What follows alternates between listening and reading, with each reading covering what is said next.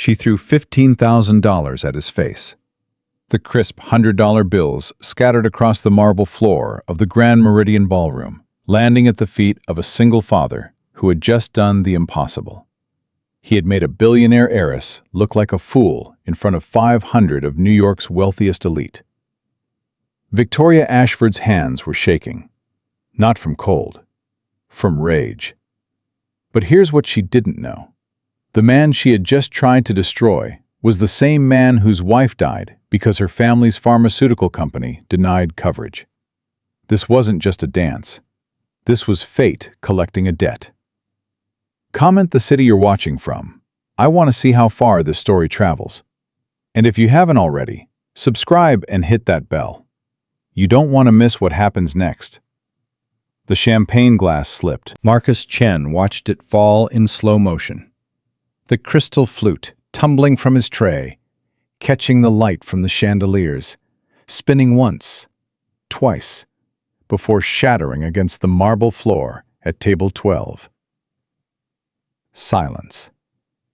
500 pairs of eyes turned toward him. "You clumsy idiot!" The voice cut through the ballroom like a blade.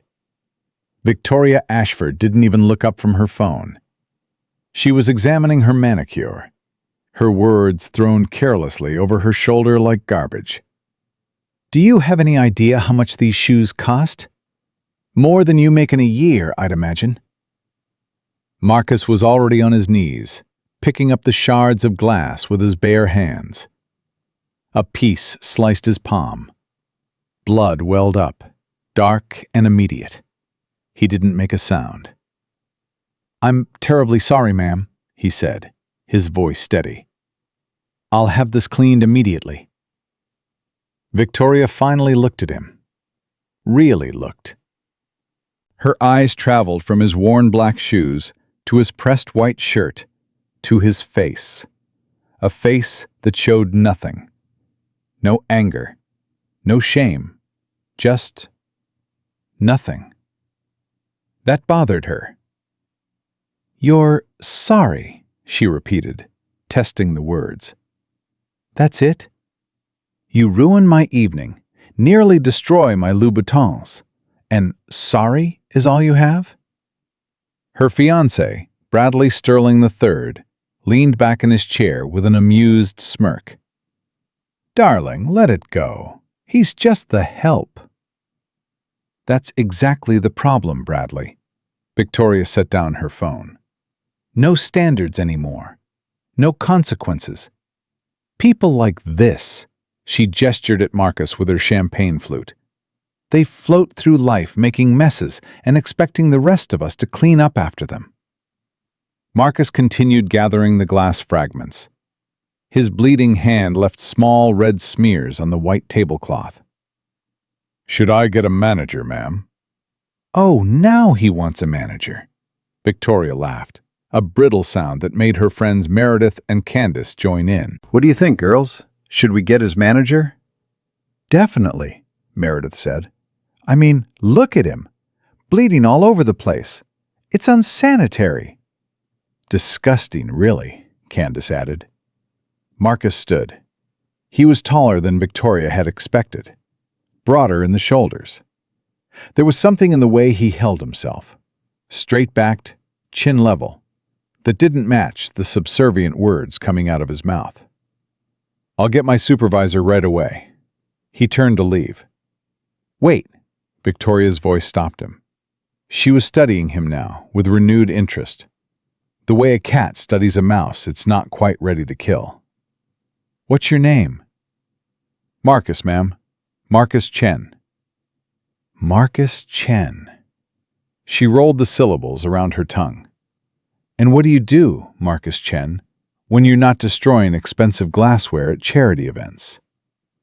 The question was designed to humiliate, to remind him of his place, to force him to admit that this, serving drinks to people who would never remember his face, was all he was. Marcus met her eyes. "I'm a father, ma'am." Something flickered across Victoria's face. Annoyance? Confusion? She hadn't expected that answer. "A father? How touching. She took a long sip of champagne. And where's the lucky mother? Let me guess. She left you for someone with actual prospects? The muscle in Marcus's jaw tightened. It was the first crack in his composure. She passed away 3 years ago. The table went quiet. Even Bradley shifted uncomfortably in his seat. But Victoria Ashford hadn't built her reputation by backing down. "Well," she said, recovering quickly, "I suppose that explains the pathetic look in your eyes. Grief does terrible things to people, makes them careless." She gestured at the mess on the floor. "Clearly." Marcus said nothing. He couldn't trust himself to speak. 3 years, and the wound was still raw. 3 years of solo parenting, of holding Lily through her nightmares, of explaining to an 8-year-old why mommy wasn't coming home. 3 years of swallowing every insult, every indignity, every cruel word from people like this woman. Because the alternative was losing the only job flexible enough to let him take Lily to her doctor's appointments. "Cat got your tongue?" Victoria pressed. "Or are you going to stand there bleeding on my evening all night?" "Victoria," Bradley's voice held a warning. "People are staring." "Let them stare." Victoria's eyes never left Marcus. "I find this fascinating. A widower, working as a waiter, and yet he stands there like he's better than us, like he has some sort of dignity." She said the word like it was obscene. "Do you think you have dignity, Marcus Chen?" "I think," Marcus said quietly, "that dignity isn't something anyone can give you or take away." "Ma'am." The ma'am was precise, polite, and somehow devastating. Victoria's face flushed red. She set down her champagne glass with enough force to make the silverware rattle. "Get out of my sight, and send someone competent to clean this mess." Marcus nodded once and walked away. His hand was still bleeding, dripping a trail of red dots across the white marble as he moved through the ballroom toward the service entrance. He didn't look back. In the kitchen, Marcus ran his hand under cold water and watched the blood swirl down the drain. "Chen, what the hell happened out there?" His supervisor, Tom Patterson, a heavy-set man with kind eyes and a perpetually worried expression, rushed over with a first aid kit. "Glass broke. Cut my hand. It's nothing." "Nothing? You're bleeding everywhere." Tom pulled out bandages and antiseptic. "Which table?" 12. Tom's face went pale. "Ashford's table? Jesus Christ, Marcus. Of all the tables in this room." She was upset. Upset? Victoria Ashford doesn't get upset. She gets revenge. Tom wrapped the bandage tightly around Marcus's palm. "What did she say?" "Nothing worth repeating." Tom studied his face. They'd worked together for 2 years. In that time, Marcus had never complained, never called in sick, never asked for special treatment. He just showed up, did his job, and went home to his daughter. Tom had met Lily once when Marcus had to bring her to work because the babysitter canceled. Sweet kid. Big brown eyes. Coughed a lot. "You okay?" Tom asked. Marcus flexed his bandaged hand. "I'm fine. I wasn't asking about your hand." For a moment, Marcus's mask slipped. Tom saw the exhaustion underneath, the bone-deep weariness of a man carrying too much weight for too long. "I need this job, Tom." "I know. Lily's surgery consultation is next month. If I lose my insurance..." "You're not going to lose your insurance." Tom gripped his shoulder. "You're not going to lose anything. That woman out there, she's going to forget about you in 5 minutes. That's how these people work. They break things for fun, and then move on to the next shiny object." Marcus wanted to believe him. "Get back out there," Tom said. "Different section. Stay away from table 12. Let Rodriguez handle the Ashford group." Marcus nodded and grabbed a fresh tray. At the door, he paused. "Tom? Yeah? Thank you."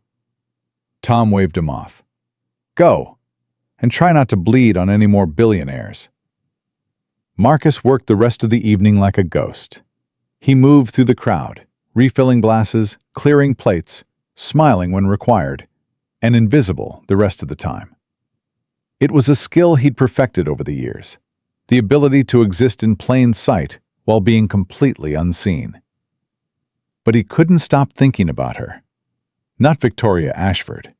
Her, he'd already filed away under people who don't matter. He was thinking about Elena, his wife, his partner, his everything. 3 years ago, she'd been diagnosed with a rare autoimmune disorder. The treatment was experimental, expensive, and not covered by their insurance. They'd applied to every program, every charity, every foundation. They'd begged. And then the final denial letter came. Marcus could still see the letterhead in his dreams. Ashford Pharmaceuticals Patient Assistance Program. Application status: denied. We regret to inform you that your application does not meet our eligibility criteria. Elena had died 4 months later. She was 31 years old.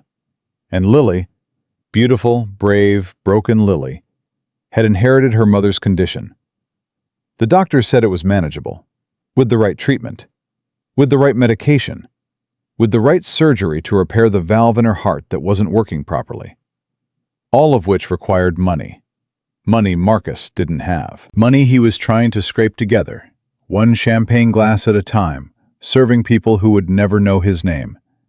People who threw $15,000 tantrums over scuffed shoes. People like, "Excuse me?" Marcus turned.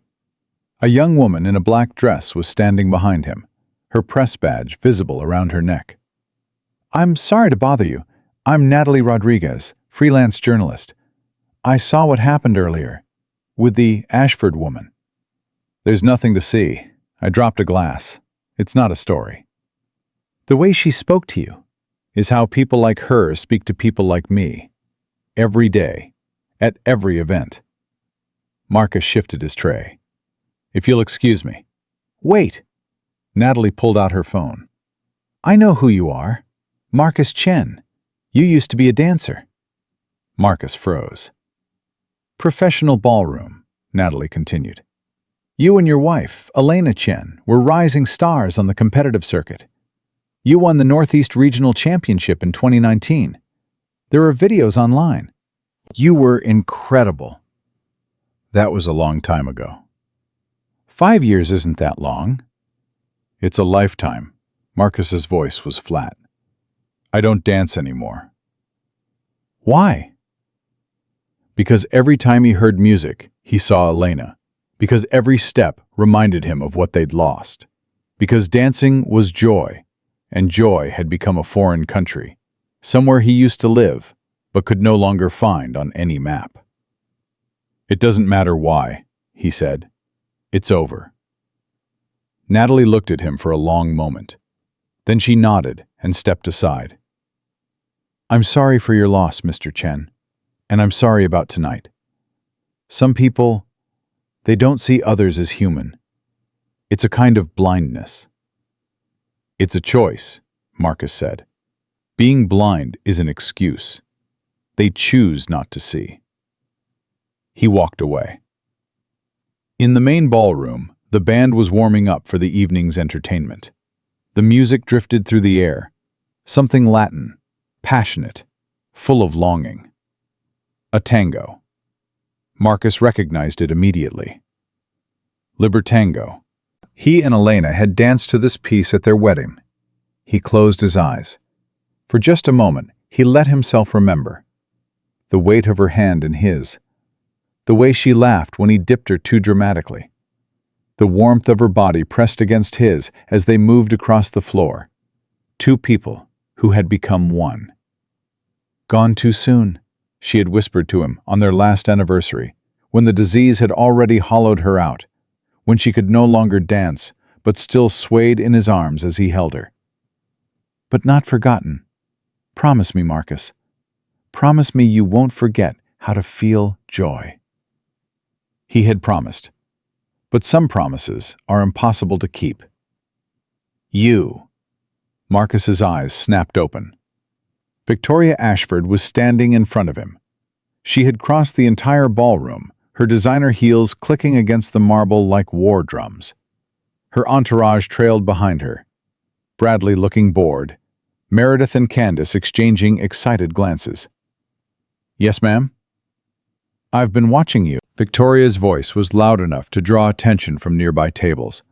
"All evening, moving around, pretending to be invisible. But I see you. I see the way you hold yourself, like you think you're better than this." "I'm just trying to do my job." "Your job is to serve, to be invisible, to know your place." Victoria took a step closer. "But you don't, do you? You think you're special. You think that sad little story about your dead wife makes you some kind of martyr." "Victoria," Bradley started. "Shut up, Bradley." She didn't take her eyes off Marcus. "I did some research. While you were hiding in the kitchen, I made some calls. Marcus Chen, former dancer, former husband, current nobody." Marcus said nothing. "Do you know what I find pathetic?" Victoria continued. "People who give up. People who let one tragedy define their entire existence. You could be dancing on stages. Instead, you're serving champagne to people who actually matter." "My daughter matters." "Oh yes, the sick child." Victoria's smile was sharp.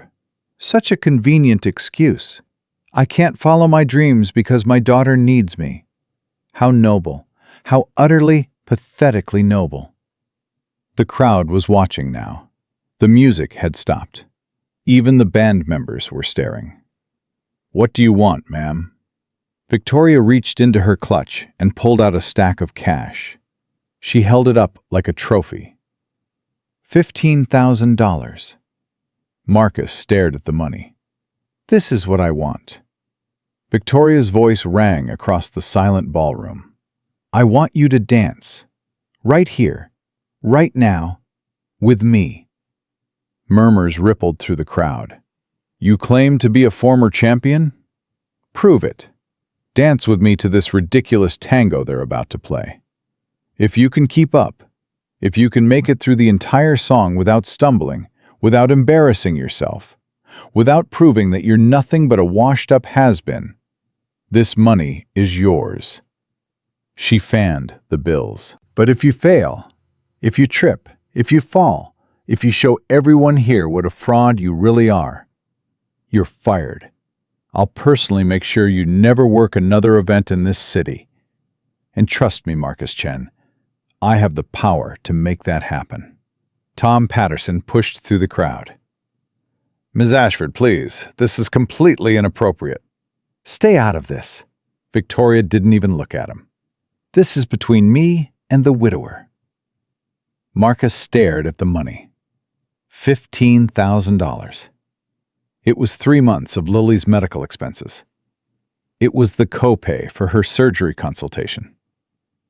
It was breathing room. It was hope.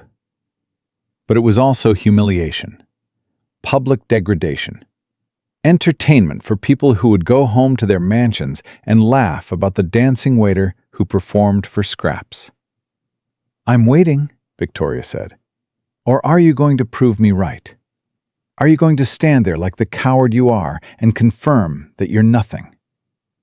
Marcus looked at her. He saw the cruelty in her eyes, the absolute certainty that she was going to win, that he was going to either refuse and prove himself weak, or accept and prove himself desperate. Either way, she won. But she didn't know. She didn't know about Elena, about the years of competition, about the thousands of hours of practice, the muscle memory that lived in his bones, the rhythm that still pulsed through his blood, despite everything he'd done to silence it. She didn't know about the championships, the trophies, the standing ovations. She didn't know that the man standing before her in a waiter's uniform had once been called the most exciting male dancer of his generation by critics who mattered.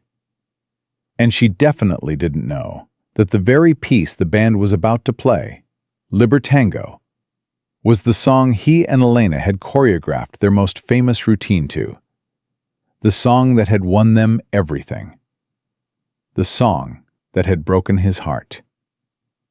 Marcus thought about Lily, about the surgery she needed, about the promise he'd made to Elena. Don't forget how to feel joy. He reached up and slowly untied his apron. Victoria's eyes widened slightly. What are you doing? Marcus folded the apron neatly and set it on a nearby table. Then he began rolling up his sleeves. I accept. The ballroom erupted in whispers. You accept? Victoria laughed, but there was uncertainty in it now. You realize this isn't some charity showcase. I've been dancing since I was 6 years old. Private lessons, the best instructors money can buy. Good for you. Marcus kicked off his worn black shoes. In his socked feet, he seemed smaller somehow, but also more dangerous. Are we doing this or not? Victoria looked at Bradley, at Meredith and Candace. They were all staring at Marcus with newfound interest. Fine.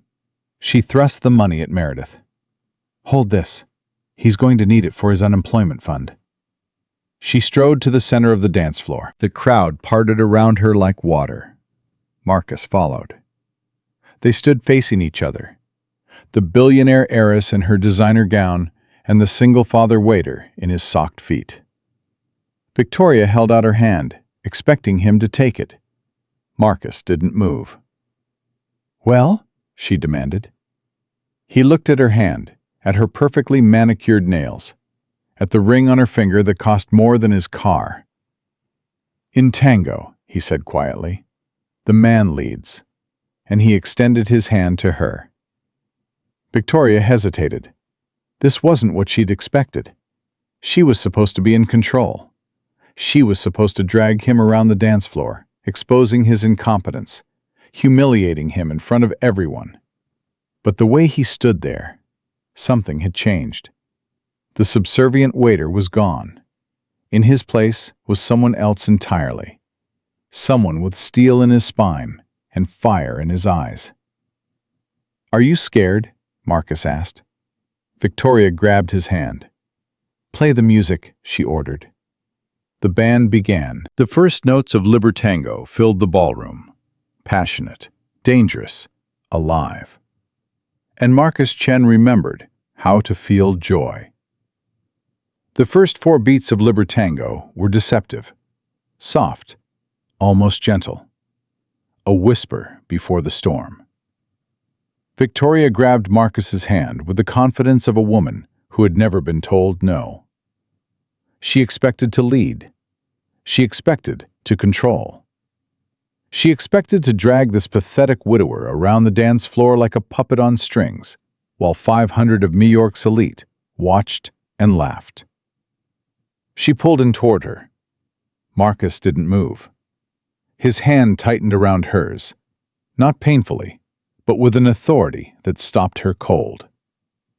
His other hand found the small of her back, and suddenly, she wasn't pulling him anymore. He was holding her. What are you... Quiet.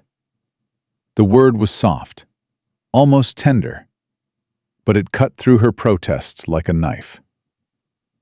The bandoneon wailed, and Marcus stepped forward. Victoria stumbled backward. It was a small thing, a half-step, a slight loss of balance. No one in the crowd would have noticed, but Marcus noticed, and Victoria saw that he noticed. You're supposed to follow, he said, his voice low enough that only she could hear. Can you do that? Or did your expensive instructors forget to teach you that part? How dare you? He spun her. The movement was so fast, so precise, that Victoria's designer gown flared out around her like a crimson flower blooming in fast forward. She gasped, her hand clutching his shoulder for balance, her carefully constructed composure cracking for the first time. What the hell are you doing? She hissed. Dancing. Marcus pulled her back into frame. Isn't that what you wanted? The music intensified. The rhythm grew more insistent, more demanding, and Marcus began to move. Not the hesitant shuffling of a nervous amateur. Not the mechanical steps of someone counting beats in their head. He moved like the music was inside him, like it had always been inside him, like he had simply been waiting for permission to let it out. Victoria tried to keep up. She couldn't. Her feet, trained by the best instructors money could buy, tangled against each other as Marcus led her through a sequence she didn't recognize. Her heel caught on the marble floor. She lurched sideways, and only his arm around her waist kept her from falling. "Careful," he murmured. "People are watching." "Let go of me." "You wanted to dance. We're dancing." He dipped her. The movement was sudden, dramatic, and absolutely devastating. Victoria's back arched over his arm, her hair brushing the floor, her face tilted up toward the chandeliers. From the crowd's perspective, it looked elegant, romantic even. But Victoria could see his eyes. There was no romance in them, no warmth, just a cold, focused intensity that made her realize for the first time that she had made a terrible mistake. "Who are you?" she breathed. Marcus pulled her up slowly, his face inches from hers. "I'm the man whose wife died because your family's company denied her treatment." Victoria's eyes widened. "I'm the man who held her hand while she took her last breath, wondering why some pharmaceutical executive decided her life wasn't worth saving." "I don't know what you're talking about." "Ashford Pharmaceuticals." Marcus's voice was quiet, but each word landed like a blow. "Patient Assistance Program. Application denied. Elena Chen, my wife. Your family killed her." The color drained from Victoria's face. "That's not... I don't have anything to do with..." Marcus spun her again, faster this time, and when he caught her, his grip was harder. "You don't get to claim ignorance. You wear the name. You spend the money. You benefit from every single decision that company makes." He stepped forward, forcing her back. "Every denied claim, every rejected application, every person who died because treatment was too expensive. That blood is on your hands, Victoria Ashford. And tonight, you decided to humiliate the husband of one of your victims." "I didn't know." "You didn't care to know. There's a difference." The music swelled. Marcus released her waist and caught her hand, pulling her into a promenade that sent them gliding across the dance floor. To the watching crowd, it was beautiful. Two bodies moving in perfect synchronization, the passionate tango unfolding like a story told in motion. But inside the dance, a war was being fought. Victoria tried to regain control. She planted her feet, attempted to slow him down, to force him back into the submissive position where he belonged. Marcus didn't let her. Every time she pushed, he redirected. Every time she pulled, he was already moving. He anticipated her like he could read her mind, like her body was a book written in a language he'd been studying his entire life. "Stop," she gasped. "I want to stop." "You can't stop." Marcus guided her into a turn. "You set the rules, remember? The whole song. No stumbling, no falling, no embarrassing yourself." He leaned close to her ear. "How are you doing so far?" Victoria's foot caught on her gown. She stumbled, and only his arm kept her upright. "That's one," he said. "You're doing this on purpose." "I'm leading, you're following. That's how tango works." Marcus pulled her back into frame. "Or didn't your instructors teach you that?" The crowd was murmuring now. People were standing up from their tables, craning their necks to get a better view. This wasn't what they'd expected. They'd come to watch a billionaire humiliate a waiter. Instead, they were watching the waiter dismantle the billionaire, piece by piece, step by step. Bradley Sterling III stood frozen at the edge of the dance floor, his champagne glass suspended halfway to his lips. He had never seen Victoria like this. Flustered, off balance, afraid. "Should we stop this?" Meredith whispered to Candace. How? He's not hurting her. He's just dancing. That's not dancing. That's destruction. On the floor, Victoria was breathing hard. Sweat beaded on her forehead, ruining her carefully applied makeup. Her designer heels, which had seemed so powerful an hour ago, now felt like anchors dragging her down. "Please," she said, "I'll give you the money. Double, triple. Just stop." Marcus looked at her. For a moment, something almost like pity flickered in his eyes. "You still don't understand, do you? This was never about the money." "Then what do you want?" "I want you to feel what it's like." He guided her into a complex footwork sequence, watching her struggle to keep up.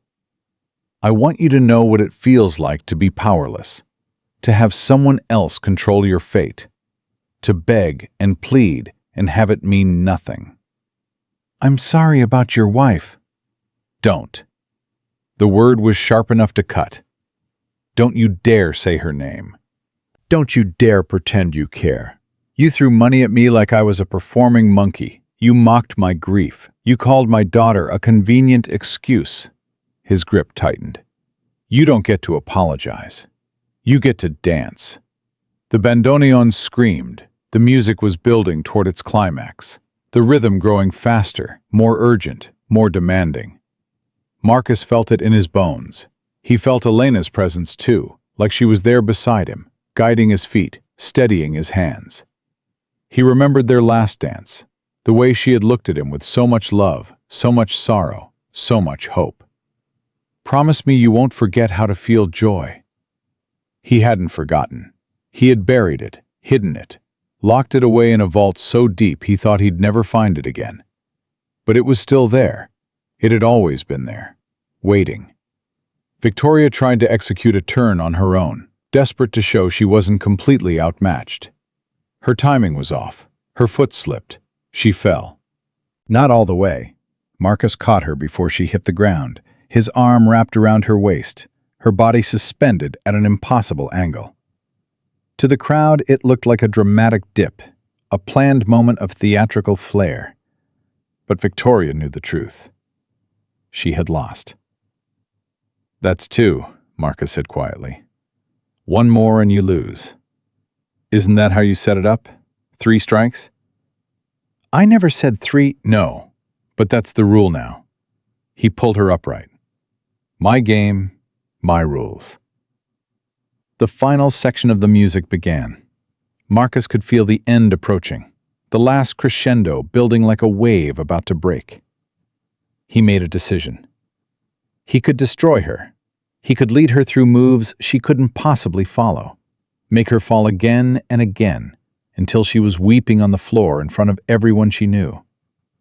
He could take his revenge. But as he looked at her face, the fear, the shame, the dawning horror of her own helplessness, he thought about Lily. What would he tell her? That Daddy won by breaking someone? That he got justice by being just as cruel as the people who had hurt them? Elena would have hated that. Elena, who had forgiven everyone and everything, even at the end. Elena, who had held his hand and told him not to let anger poison his heart. Elena, who had made him promise to find joy, not vengeance. The music soared. Marcus pulled Victoria close, guiding her through the final sequence with movements that were still challenging, but no longer impossible. He gave her the steps. He let her follow. He even, in the last few measures, let her believe she was keeping up. The final note rang out. Marcus dipped her one last time, not cruelly, but elegantly. Her back arched, her hair swept the floor, and when he pulled her up, the ballroom exploded in applause.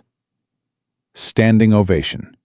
500 people, on their feet, cheering for a waiter in his socked feet who had just delivered the performance of a lifetime. Victoria stood in the center of the dance floor, breathing hard, her gown disheveled, her makeup ruined, her pride shattered into a million pieces. She looked around at the applauding crowd and realized the horrible truth. They weren't cheering for her. They were cheering for him. "Well," Marcus said, his voice carrying in the sudden quiet after the applause died down. "I believe I made it through without embarrassing myself." Victoria said nothing. She couldn't. Her throat had closed up. Her eyes were burning, and she was using every ounce of willpower she had not to cry in front of everyone. "The money," Marcus continued. "You can keep it." Gasps rippled through the crowd. Meredith, still holding the $15,000, stared at him in disbelief. "What?" "I said you can keep it." Marcus looked directly at Victoria. "I didn't dance for your money.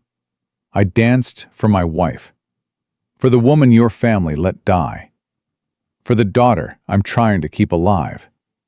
He paused. "My dignity isn't for sale, not for $15,000, not for $15 million, not for any amount you could offer." He turned his back on her. The crowd parted as he walked toward the service entrance. His bare feet made no sound on the marble floor. His white shirt was damp with sweat, his bandaged hand throbbing, but he walked with the unhurried grace of a man who had nothing left to prove. "Wait!" Victoria's voice cracked. She took a stumbling step forward, her heel catching, nearly falling again. "Wait! Please!" Marcus stopped. He didn't turn around. "I didn't know," Victoria said. Her voice was smaller now, stripped of its earlier venom. "About your wife. I swear, I didn't know." Would it have mattered? The question hung in the air. Victoria opened her mouth, closed it, opened it again. "I don't know," she whispered. It was the first honest thing she'd said all night. Marcus turned. He looked at her, really looked, and saw something he hadn't expected. Behind the cruelty, behind the arrogance, behind the designer gown and the perfect makeup and the family fortune, he saw a woman who had never once in her life been forced to confront who she really was. Until now. "Then I feel sorry for you," he said, "because you have everything. Money, power, the ability to help people or hurt them with a single word. And you chose to use all of it to humiliate a stranger at a charity event."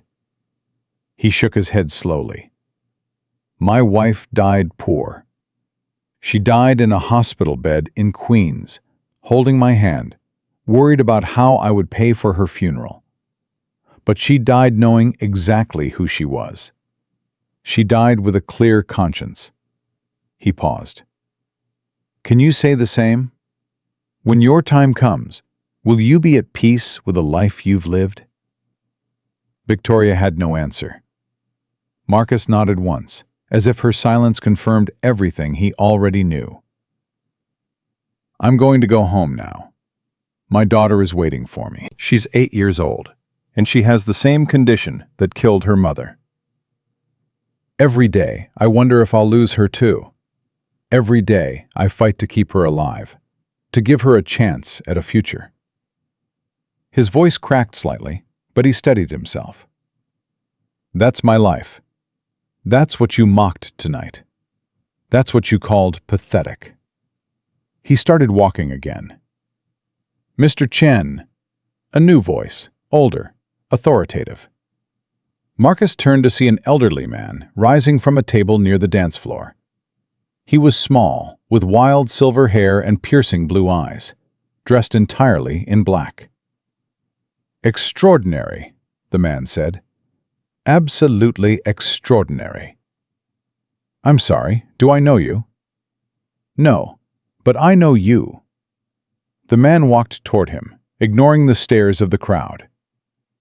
"Marcus Chen, Northeast Regional Champion 2019. Partnered with Elena Chen, née Rodriguez. Your routine to Libertango at the finals was the most emotionally authentic piece of competitive dancing I've seen in 40 years. Marcus stared at him. "Who are you?" "My name is Gregory Bishop."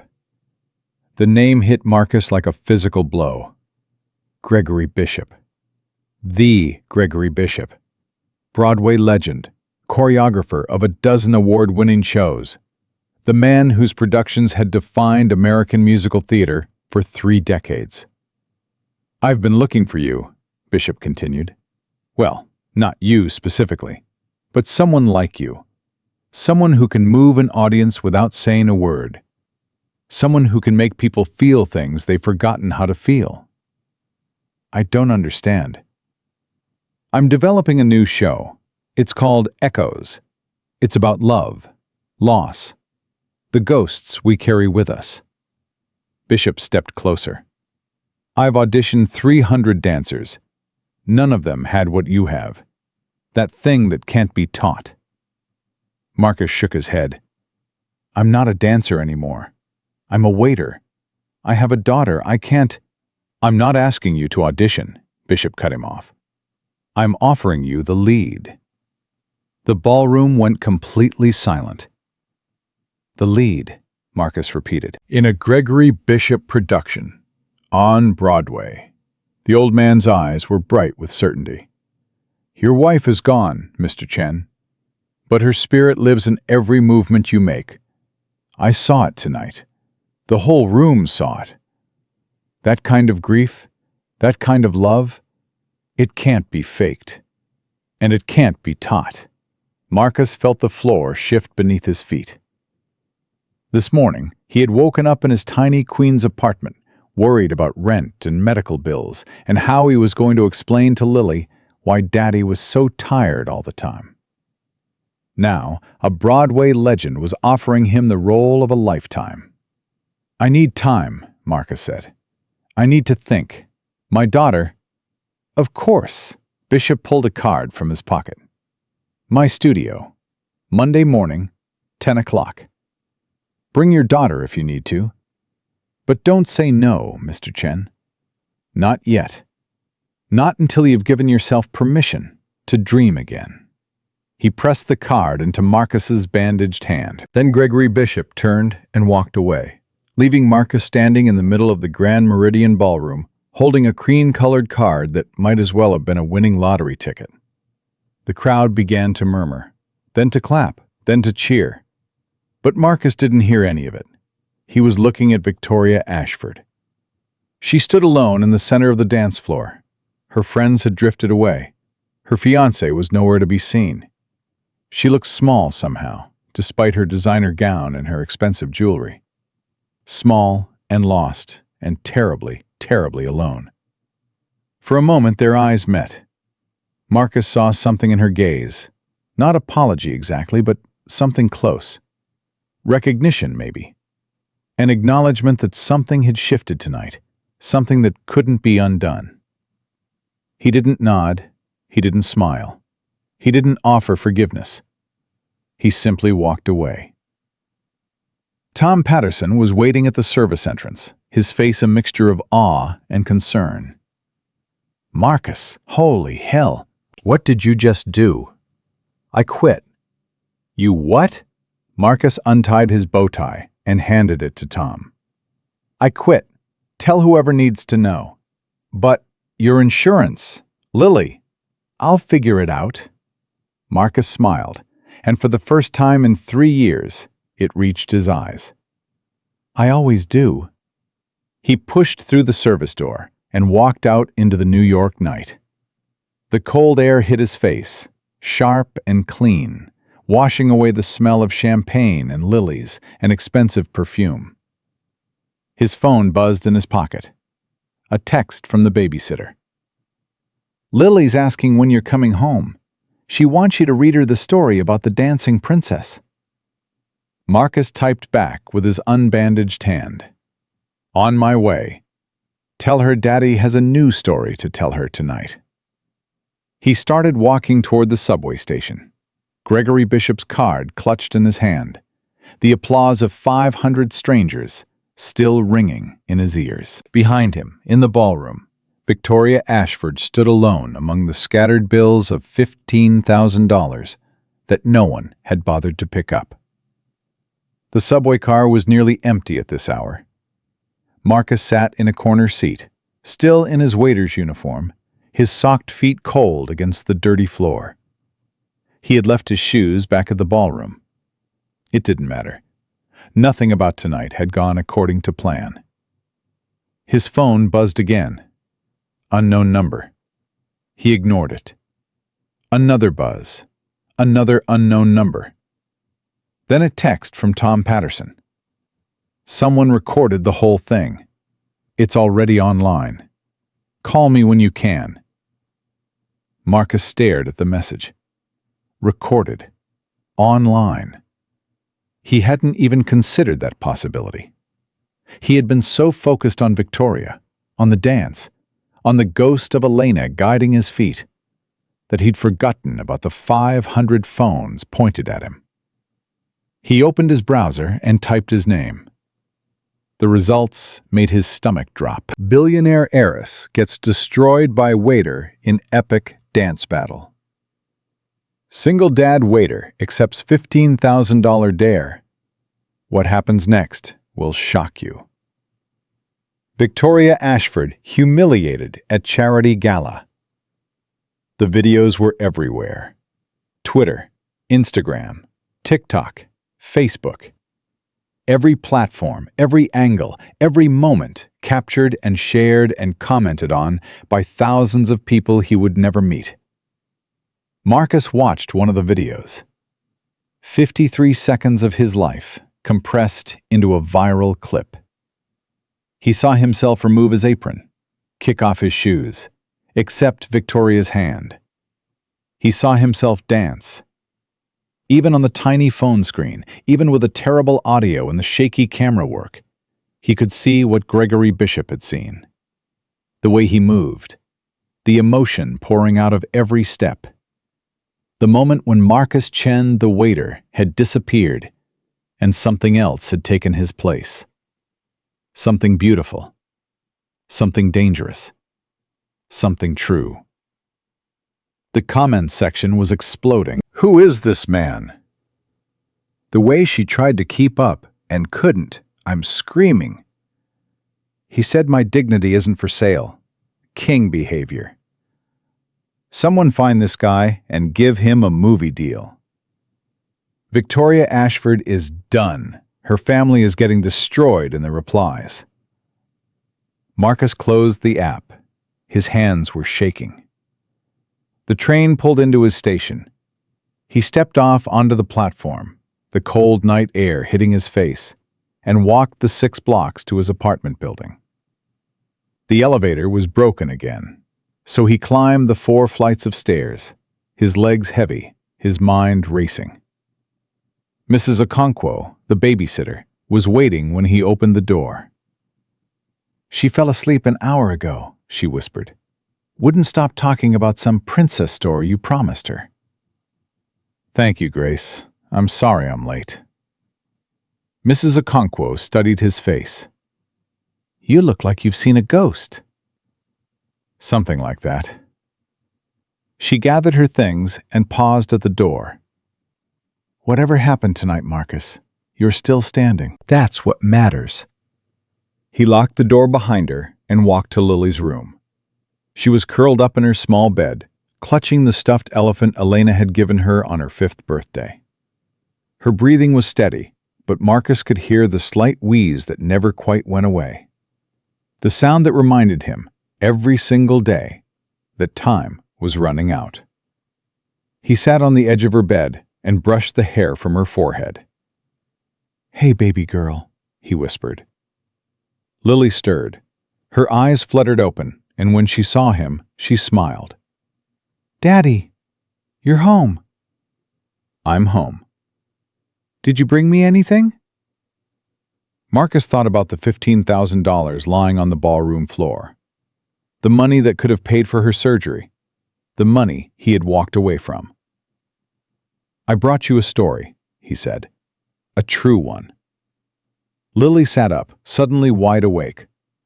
A true story? What happened? Well, Marcus settled in beside her, his back against the headboard. Tonight, Daddy had to dance. Dance? Like you and Mommy used to? The question hit him harder than he expected. Yeah, baby, like me and Mommy used to. Was it beautiful? Marcus closed his eyes. He thought about Victoria's face, the fear, the humiliation, the moment she realized she had underestimated him completely. It was complicated, he said finally, but I think Mommy would have been proud. Lily snuggled against his chest. Mommy's always proud of you. She told me. When did she tell you that? In my dreams. She visits me sometimes. Lily yawned. She says you're the bravest person she knows, and that you need to stop being so sad. Marcus felt tears prick his eyes. He blinked them back. Mommy's pretty smart, huh? The smartest. Lily was already drifting off again. Daddy? Yeah, baby? Will you dance again? He thought about Gregory Bishop's card, still clutched in his hand. The offer that seemed impossible. The dream he had buried with Elena. Maybe, he said. Would you like that? But Lily was already asleep. Marcus sat with her for a long time, listening to her breathe, watching the rise and fall of her small chest. Outside, the city hummed with its endless noise. Somewhere out there, his video was being shared millions of times. Somewhere out there, Victoria Ashford was facing the consequences of her cruelty. But in this room, in this moment, there was only a father and his daughter, and the ghost of a woman who had loved them both. Morning came too fast. Marcus woke to his phone buzzing incessantly on the nightstand. He had fallen asleep in Lily's room, his neck cramped, his uniform wrinkled beyond repair. 17 missed calls, 43 text messages, over 100 notifications from social media apps he barely used. He scrolled through them in a daze. Tom Patterson.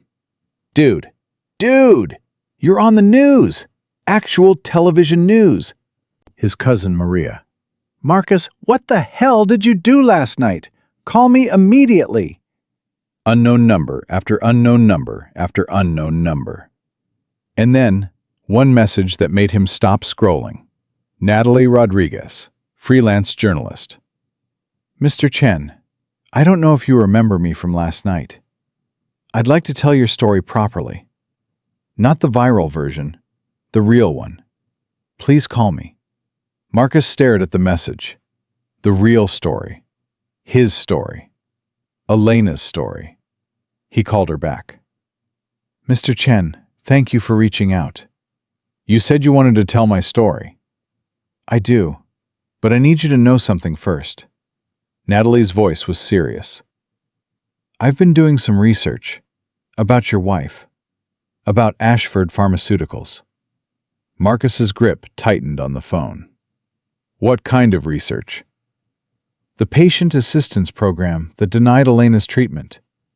I've found 17 other families with similar stories. Denied applications, rejected appeals, and a pattern of decisions that seem to favor cost-cutting over patient outcomes. I'm not surprised. There's more, Natalie paused. Victoria Ashford isn't just an heiress. She's on the board of directors for Ashford Pharmaceuticals. Has been for 3 years. She was part of the committee that reviews patient assistance applications. The words hit Marcus like a physical blow. Are you saying she might have? I'm saying she had access to every denied application, including your wife's. Whether she personally reviewed it, I don't know yet. But the timing is interesting. Marcus sat down heavily on Lily's bed. The little girl was still sleeping, oblivious to the storm gathering around them. What do you want from me? I want to write the real story. Not just the dance, not just the viral moment. I want to expose what Ashford Pharmaceuticals has been doing. I want to give a voice to Elena and the other people they've failed. Natalie's voice softened. But I can only do that with your help. Your story is the key. Marcus thought about Elena. Her final days. The way she had refused to give up hope, even when every door slammed shut in their faces. The way she had held his hand and made him promise to take care of Lily. When do we start? How about today? I can come to you. No. Marcus looked at Lily. Not here. My daughter doesn't need to see this. There's a coffee shop on 43rd Street. Rosie's. Do you know it? I'll find it. 2 o'clock? I'll be there. He hung up and sat in the silence, feeling the weight of what was about to happen settling on his shoulders. He had walked away from Victoria's money last night, thinking that was the end of it. He was wrong. This was just the beginning. Mrs. Okonkwo came early to watch Lily. She took one look at Marcus's face and asked no questions. I don't know when I'll be back, he said. Take the time you need. Lily and I will be fine. He kissed his daughter goodbye and stepped out into a world that had changed overnight. The first sign was the man with the camera standing outside his building. Mr. Chen, can I get a statement? Marcus put his head down and kept walking. Mr. Chen, how does it feel to be an overnight sensation? Is it true you used to be a professional dancer? What's your response to Victoria Ashford's apology? Marcus stopped. What apology? The reporter grinned, sensing blood. You haven't seen it? She posted a video this morning. Very emotional. Lots of crying. Said she's deeply sorry for her behavior and is taking time to reflect on her actions. Good for her. Do you accept her apology? Marcus looked at the reporter, at the camera, at the hungry, eager face of a man who saw him as nothing more than content. My wife died 3 years ago because a company run by the Ashford family decided her life wasn't worth saving. An apology video doesn't bring her back. It doesn't pay for my daughter's medical bills. It doesn't undo 3 years of grief. He paused. So no, I don't accept her apology. Apologies are easy. They cost nothing. When the Ashford family actually does something to help the people they've hurt, then we can talk about forgiveness. He walked away, leaving the reporter scrambling to capture his words. The coffee shop was small and warm, tucked between a dry cleaner and a pharmacy. Natalie was already there, sitting at a corner table with a laptop and a recorder. You made it. Barely. There are reporters outside my apartment. Natalie winced. It's going to get worse before it gets better. You're the story of the day, maybe the week. I don't want to be anyone's story. I just want to take care of my daughter. I know. Natalie pushed a cup of coffee toward him. But you're already part of this, whether you want to be or not. The question is whether you control the narrative or let someone else control it for you. Marcus sat down.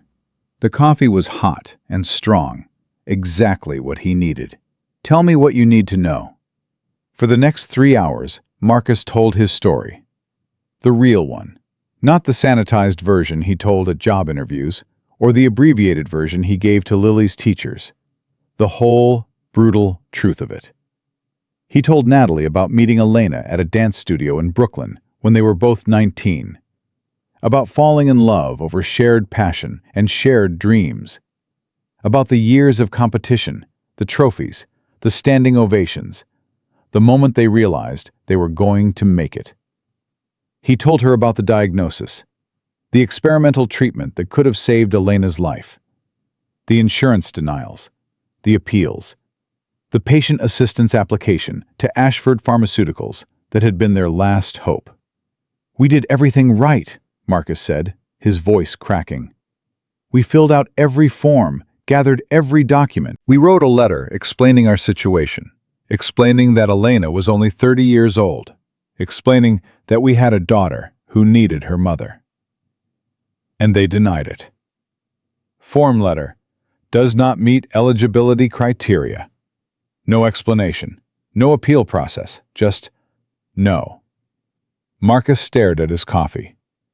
Elena died 4 months later, in a hospital bed in Queens, holding my hand. Natalie was quiet for a moment. When she spoke, her voice was gentle. What happened to Lily? She inherited Elena's condition. Same genetic disorder. Same treatment needs. Marcus's jaw tightened.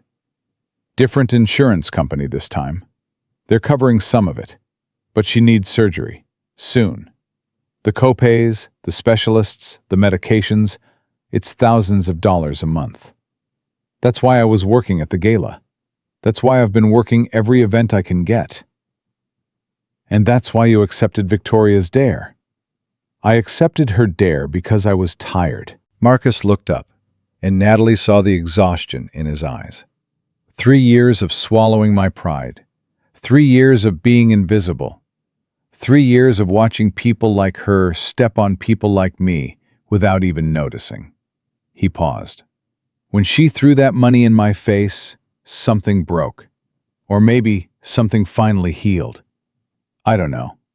All I know is that when I heard that music, I couldn't stay silent anymore. Natalie turned off her recorder. Marcus, I need to tell you something. I've been investigating Ashford Pharmaceuticals for 6 months. The patient assistance program is just the tip of the iceberg. There are pricing scandals, fraudulent billing practices, lobbying efforts to block generic competition. This story is bigger than Victoria. It's bigger than you. Then why do you need me? Because you give it a face, a human face. Statistics don't move people. Stories do. Natalie leaned forward. If we do this right, if we tell your story alongside the investigation, we can bring real pressure. Congressional hearings, regulatory investigations, maybe even criminal charges. And Victoria? She's a board member. She's been signing off on these policies for 3 years. At minimum, she's complicit. At maximum, Natalie let the implication hang. Marcus thought about it. He thought about Elena, about Lily, about the 17 other families Natalie had found, each with their own story of denial and loss. If I do this, my life becomes public. Lily's life becomes public. Yes. She's 8 years old. She doesn't deserve to be dragged into this. No, she doesn't. But she also doesn't deserve to lose her father the same way she lost her mother. And right now, you're one denied claim away from that being a possibility. The words were harsh, but Marcus couldn't argue with them. The truth was, he was barely holding on. One unexpected expense, one medical emergency, one lost job. That's all it would take to send everything crashing down. I need time to think. Take all the time you need. Natalie handed him her card. But Marcus, don't take too long. Stories like this have a shelf life. Right now, the world is paying attention. That won't last forever. He left the coffee shop and walked for hours. Through Times Square, where his face flickered across electronic billboards. Through Central Park, where joggers passed without a second glance. Through neighborhoods rich and poor, watching the endless flow of people living their endless lives. His phone buzzed. A text from a number he didn't recognize. Mr. Chen, this is Gregory Bishop's assistant. Mr. Bishop wanted to remind you about your meeting tomorrow morning. 10 a.m. He's very much looking forward to it. Tomorrow. The meeting that could change everything. Marcus sat down on a park bench and stared at the sky. Elena had loved this city. She had loved the energy, the chaos, the sense that anything was possible if you were willing to fight for it. "What should I do?" he whispered. "Tell me what to do." The sky didn't answer. It never did. But somewhere in the silence, Marcus felt something shift. a decision forming, a path emerging from the fog. He pulled out his phone and called Natalie. "Tell the story," he said. "All of it. Elena deserves to be remembered. Those other families deserve to be heard. And Victoria Ashford deserves to face what she's done." "Are you sure?" "No, but I'm doing it anyway." He hung up and called Mrs. Okonkwo. "Grace, I need to ask you a favor. A big one." "Name it." "Can you watch Lily tomorrow morning? I have a meeting. It might change our lives." There was a pause. Then, soft and warm. "Go change your life, Marcus. Lily and I will be right here when you get back." He walked home as the sun set over Manhattan, casting long shadows across the streets. Tomorrow, he would meet Gregory Bishop. Tomorrow, Natalie would start writing the story that would expose the Ashfords. Tomorrow, everything would change. But tonight, he had one more thing to do. He stopped at a flower shop and bought a single white rose, Elena's favorite.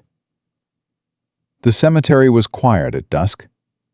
Marcus walked the familiar path to her grave, his feet knowing the way even in the fading light. He knelt beside the headstone and placed the rose against the cold marble. "Hey, baby," he said softly. "I did something crazy last night. You would have loved it. Or maybe you would have killed me. Probably both." He sat in the grass, not caring about the dampness seeping through his pants. "I danced again. First time since you left. It was... God, Elena, it was like you were right there with me, guiding my feet, steadying my hands." His voice cracked. "I felt you. I really did." He told her everything. The dare, the dance, Victoria's face when she realized she had lost, Gregory Bishop's offer, Natalie's investigation. "I'm scared," he admitted. "I don't know if I can do this. Any of it. Being a father is hard enough. Being a symbol? Being the face of some crusade against a pharmaceutical giant?" He shook his head. "That's not me. That's never been me." The wind rustled through the trees. Somewhere, a bird sang its evening song. "But Lily needs that surgery, and those other families need someone to speak for them. And you," he touched the headstone gently, "you need someone to make sure you didn't die in vain." He stayed until the stars came out, talking to his wife about everything and nothing, feeling her presence in the silence. When he finally stood to leave, he felt lighter somehow, clearer. "I'm going to fight," he said. "For Lily, for you, for all of us." He kissed his fingertips and pressed them against her name. "I love you, Elena Chen. Today, tomorrow, forever." He walked out of the cemetery and into the night, ready for whatever came next. At home, Lily was waiting for him. "Daddy!" She ran into his arms the moment he walked through the door. "Mrs. Grace let me stay up late because she said you had an important day." Marcus held her tight, breathing in the scent of her shampoo, feeling her small heart beating against his chest. "I did have an important day, baby, and tomorrow's going to be even more important." "Are you going to dance again?" He pulled back and looked at her face. Elena's eyes, Elena's smile. The best parts of both of them combined into one perfect little person. "Yeah, baby, I think I am." Lily's face lit up. "Can I watch?" "Someday, when you're feeling better, when you're all healed up." He touched her chest gently, over her struggling heart. "We're going to fix this, Lily. I promise." "How?" He thought about Gregory Bishop, about Natalie Rodriguez, about the story that was about to explode across every news outlet in America. "By being brave," he said. "By telling the truth. By not giving up, no matter how hard it gets." Lily nodded solemnly. "Like Mommy." exactly like Mommy. He put her to bed and read her the story about the dancing princess, adding new details, new adventures, new reasons to hope. By the time he finished, she was asleep, a small smile on her face. Marcus stood in the doorway of her room, watching her breathe. Tomorrow, everything would change. But tonight, he had this: his daughter, his home, his love. It was enough. It had to be enough. Gregory Bishop's studio smelled like sweat and possibility. Marcus arrived at exactly 10 o'clock, wearing the only decent clothes he owned: a pair of dark jeans and the blue button-down shirt Elena had bought him for their anniversary 5 years ago. He had ironed it that morning, standing at the board in his tiny kitchen, while Lily ate cereal and peppered him with questions about where he was going. Is it a job interview, Daddy? Sort of. Are you nervous? Terrified. Mrs. Grace says you shouldn't be nervous. She says you're the bravest person she knows. Marcus had smiled at that. Mrs. Grace is very kind. She says you're also very stubborn. What does stubborn mean? It means I don't give up easily. Lily had considered this. That sounds like a good thing. Sometimes it is, baby. Sometimes it is. Now Marcus stood in the center of Gregory Bishop's studio, feeling very much like a man who didn't belong.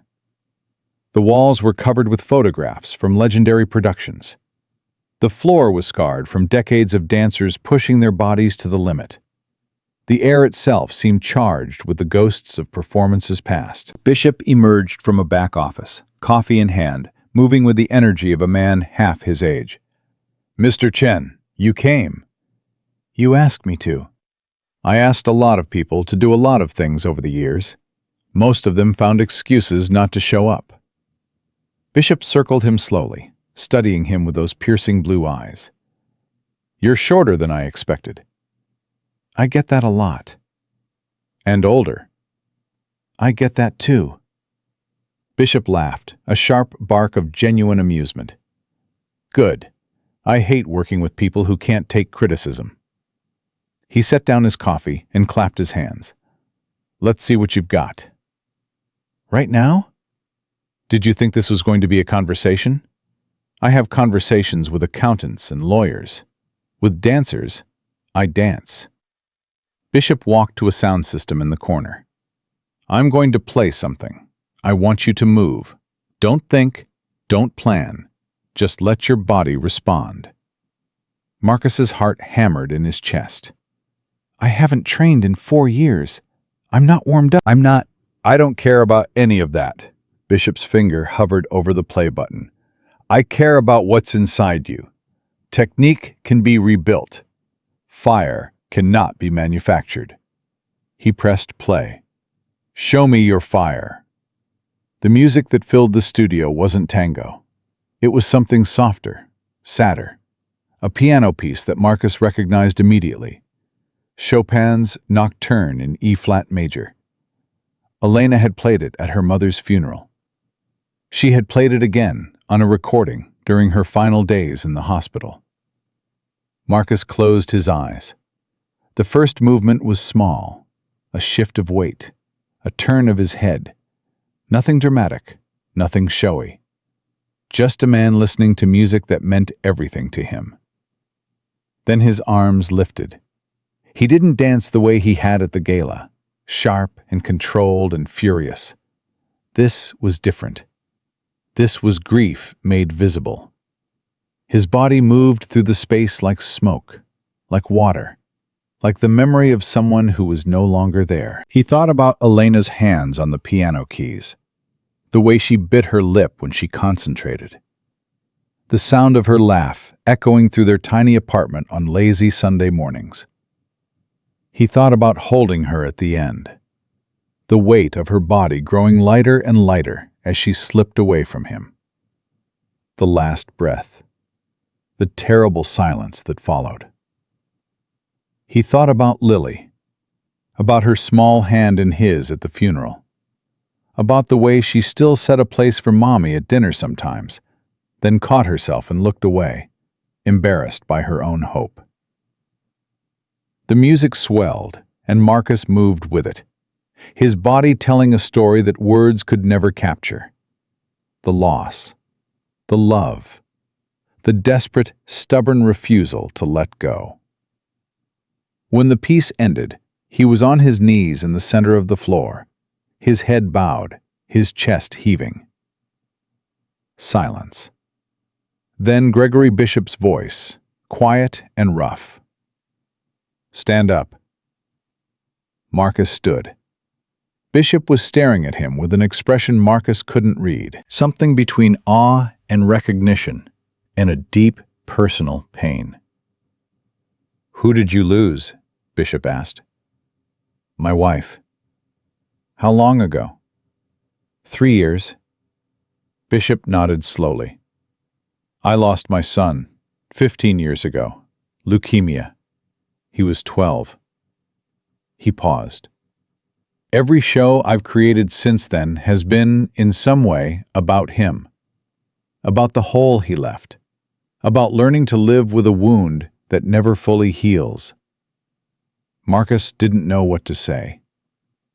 "That's what I saw in you at the gala," Bishop continued. "Not just technique, not just passion. Grief. Real grief. The kind that transforms a person from the inside out." He walked toward Marcus and stopped an arm's length away. "The show on creating, Echoes, is about exactly that. About the people we lose and the people we become because we lost them." "Why me?" "Because when I watch you dance, I see my son. I see your wife. I see every person who has ever loved someone and lost them." Bishop's voice cracked slightly. "And if I see that, the audience will see it too. That's what makes a star, Mr. Chen. Not fame, not beauty, not even skill. It's the ability to make strangers feel what you feel." Marcus felt tears prick his eyes. He blinked them back. "I need to be honest with you," he said. "My daughter is sick. She needs surgery. I can't commit to something that will take me away from her." "I know about your daughter. I did my research." Bishop turned and walked back to his coffee. "The production won't start for 4 months.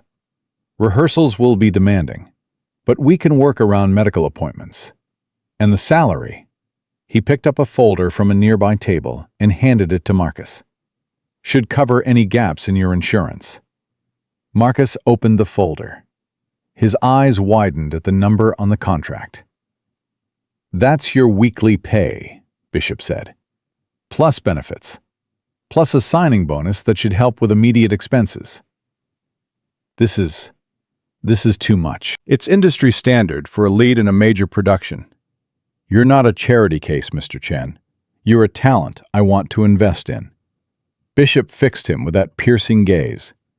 "The question is, are you willing to invest in yourself?" Marcus stared at the contract. The numbers blurred as his eyes filled with tears he could no longer hold back. "I haven't let myself want this," he said quietly. "For 3 years, I've been surviving, getting through each day, taking care of Lily. I stopped dreaming because dreaming hurt too much. And now?" Marcus thought about Elena, about her final wish, about the promise he had made. "Now I think I'm ready to start again." Bishop smiled. It transformed his face, softening the hard edges, revealing the wounded father underneath the legendary director. "Then welcome to Echoes, Mr. Chen. We have a lot of work to do." They shook hands, and Marcus felt something shift in his chest. A door opening, a light turning on in a room that had been dark for far too long. He signed the contract that afternoon. While Marcus was signing his new life into existence, Natalie Rodriguez was setting fire to his old one. Her article dropped at noon on the website of a major national news outlet. The headline was simple and devastating. The True Cost of Denial. Inside Ashford Pharmaceuticals Patient Assistance Scandal. The story began with Elena Chen. Natalie had woven Marcus's account with documents she had obtained through sources inside the company. Internal emails showing executives celebrating when denial rates exceeded targets. Spreadsheets tracking how much money was saved by rejecting applications. A memo from 3 years ago, signed by 5 board members, including Victoria Ashford, approving a policy change that made eligibility requirements nearly impossible to meet. The memo was dated 2 weeks before Elena's application was denied. By 2 o'clock, the article had been shared over 50,000 times. By 4 o'clock, the hashtag Ashford Denials was trending nationally. By 6 o'clock, 3 separate news networks had picked up the story, each adding new details, new interviews, new outrage. And then came the families. One by one, they emerged from the shadows. The mother in Ohio, whose son had died waiting for medication Ashford had promised and never delivered. The father in Texas, whose wife had been denied coverage for a life-saving treatment. The grandmother in Florida, who had lost her husband, her savings, and her faith in the system all at once. 17 families, 17 stories, 17 people who had been silenced by grief and shame, finally given permission to speak. Marcus watched the coverage from his apartment, Lily asleep in her room, his new contract sitting on the kitchen table. He felt like he was watching someone else's life unfold on the screen. The waiter from the viral video was becoming something else entirely. A symbol, a rallying point, a face for a movement he had never intended to start. His phone rang. Natalie. "Have you seen the news?" "I'm watching it now." "Marcus, this is bigger than we expected. The Senate is calling for hearings. The FDA is opening an investigation. Ashford's stock dropped 18% today." Her voice was breathless with excitement. "We're actually doing it. We're actually making them pay." "What about Victoria?" There was a pause. "She resigned from the board this afternoon. Released a statement saying she wants to focus on personal reflection and growth." "That's it? She just walks away?" "For now. But Marcus, the investigation is just starting. If they find evidence that she personally approved Elena's denial, or any of the others..." Natalie let the implication hang. "This isn't over. Not by a long shot." Marcus hung up and sat in the silence of his apartment. He should have felt triumphant. He should have felt vindicated. Instead, he felt hollow. None of this would bring Elena back. None of this would undo the 3 years of struggle, of grief, of watching his daughter fight the same disease that had killed her mother. But maybe, just maybe, it would prevent other families from going through what they had gone through. Maybe that was enough. His phone buzzed. A text from an unknown number. "Mr. Chen, this is Victoria Ashford. We need to talk. Please." Marcus stared at the message for a long time.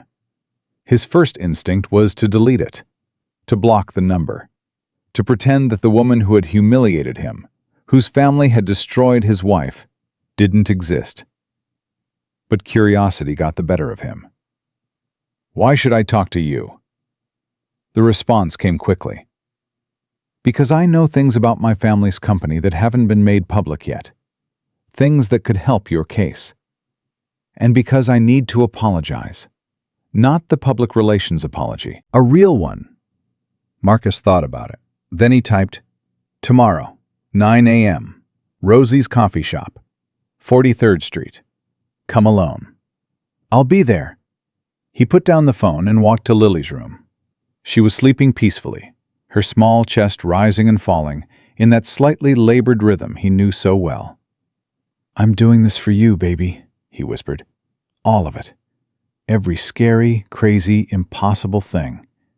It's all for you." He kissed her forehead and went to bed, knowing that tomorrow would bring new challenges, new revelations, new reasons to keep fighting. Victoria Ashford arrived at Rosie's at exactly 9 o'clock. She was almost unrecognizable from the woman at the gala. No designer gown, no expensive jewelry, just a simple black coat, minimal makeup, and eyes red from crying. She spotted Marcus in the corner booth and walked toward him hesitantly, like a defendant approaching a judge. "Thank you for meeting me." "Sit down." She sat. The waitress came over, and Victoria ordered coffee with hands that trembled slightly. Marcus ordered nothing. He wasn't there to socialize. "Say what you came to say." Victoria took a breath. "I didn't know about your wife. When I made that dare, when I said those things about your daughter, I had no idea who you were or what my family had done to you. I know that doesn't excuse anything, but I need you to know it wasn't targeted. It was just cruelty. Random, thoughtless cruelty. Is that supposed to make me feel better? No, nothing I say will make you feel better. I understand that now." Victoria wrapped her hands around her coffee cup. "I grew up in a bubble, Mr. Chen. A bubble made of money and privilege and the absolute certainty that people like me were better than people like you. I never questioned it. I never had to.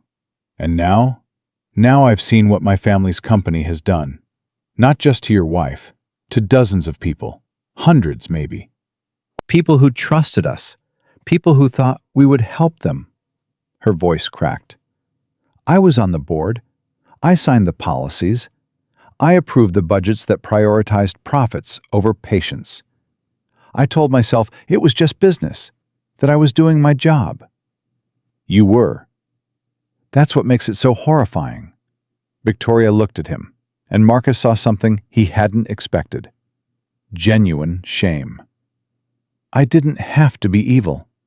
I just had to be indifferent. That's all it takes. Enough indifferent people making indifferent decisions, and people die. Your wife died, and I helped make that possible." Marcus didn't soften. He couldn't afford to. "You said you had information, things that haven't been made public." Victoria nodded. She reached into her purse and pulled out a flash drive. 3 years of internal communications, board meeting minutes, financial records, everything the investigators would need to build a case against the executives who designed the denial policies. She slid it across the table. "Including my father." Marcus stared at the flash drive. "Why are you giving this to me?" "Because it's the right thing to do. Because I should have done it years ago. Because I am never going to be able to look at myself in the mirror again if I don't at least try to make things right. This could send your family to prison." "I know. Your father, your brother, you." "I know." Victoria's eyes filled with tears. "I deserve whatever happens to me. They all do.